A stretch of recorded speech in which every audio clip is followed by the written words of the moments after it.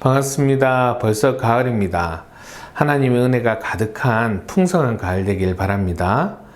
얼마 전에 비긴 어게인이란 프로그램에서 잔나비의 주저하는 연인들을 위해란 노래를 들었습니다. 첫 가사가 나는 읽기 쉬운 마음이야. 당신도 슥 훑고 가셔요. 라고 하는데 마음이 심쿵하는 것을 느꼈습니다. 예전 노래 중에 가을엔 편지를 하겠어요. 누구라도 그대가 되어 받아주세요 라는 가사도 있습니다. 코로나로 만남이 어렵지만 기회가 될 때마다 서로의 마음을 슥 훑고 가며 서로가 그대가 되어주는 그런 가을 되었으면 좋겠습니다. 여호수아 7장 16절부터 말씀을 읽겠습니다.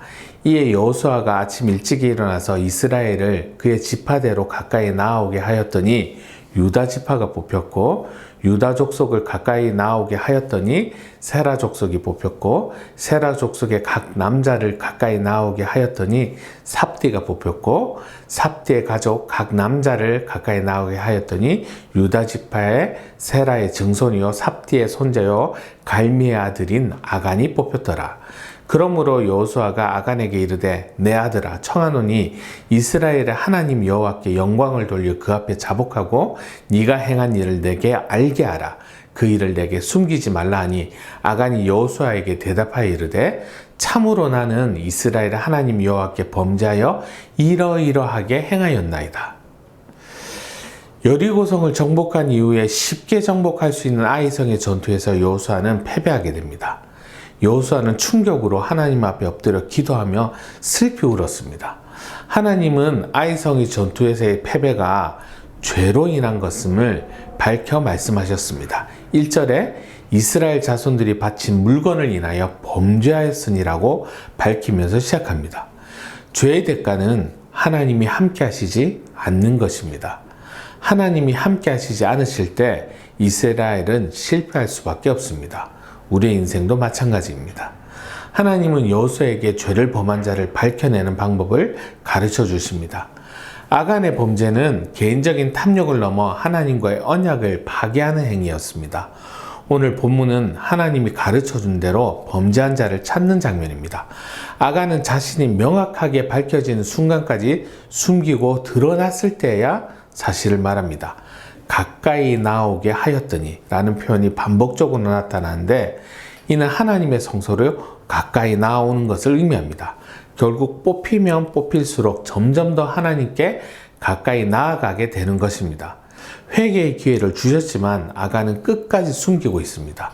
더 이상 숨길 수 없이 밝혀질 때야 사실을 털어놓습니다. 그가 훔친 것은 시날산의 아름다운 외투 한 벌과 은 200세겔과 금덩이 하나였습니다.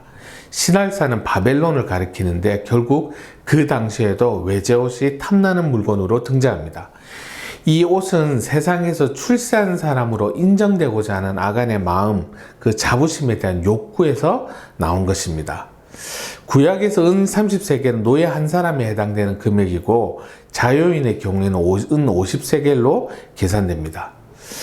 아간은 처벌을 받고 그것은 아골 골짜기로 이름 붙여집니다. 아골은 괴로움이란 뜻입니다.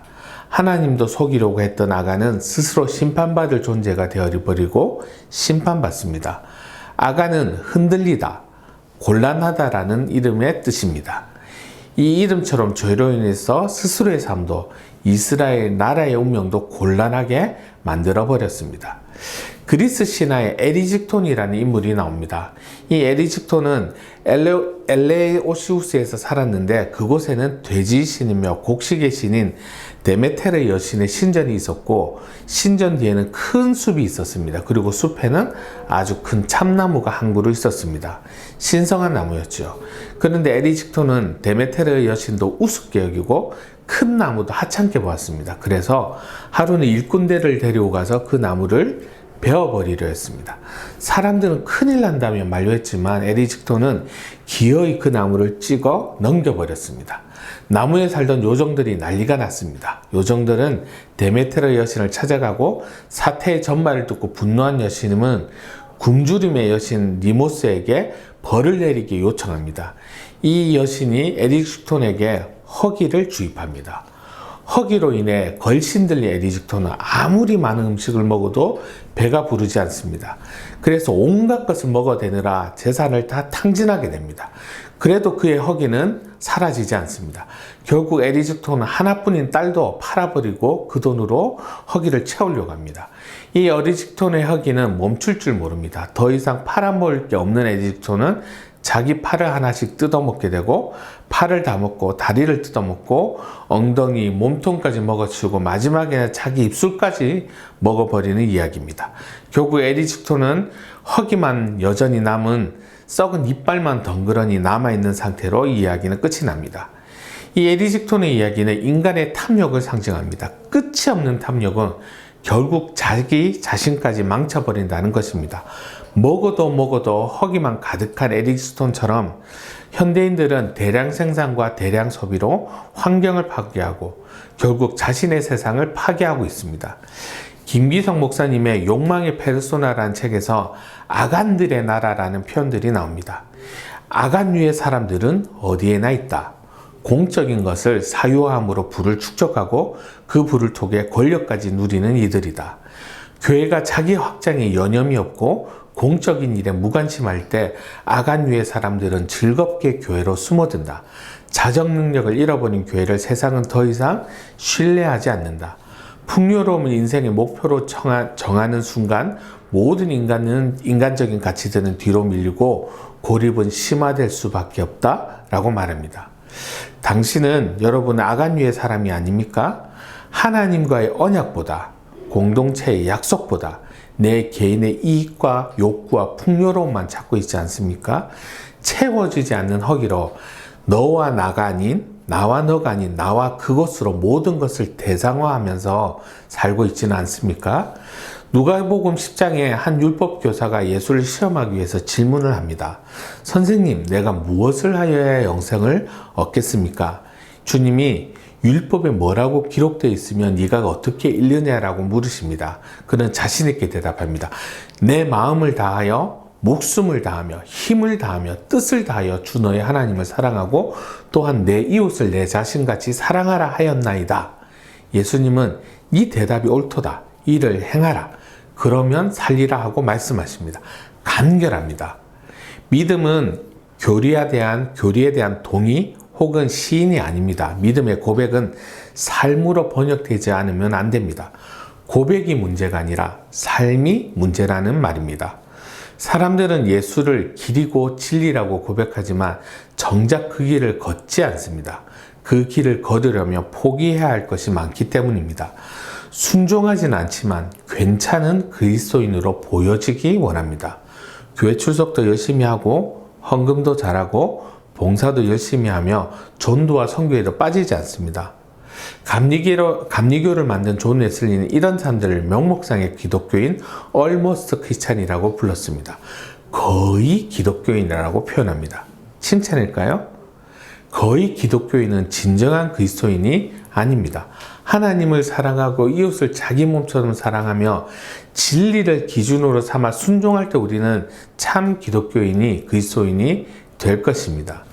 지난주에 이어서 이번 주도 욕망에 대한 주제로 계속 말씀을 나누고 있습니다.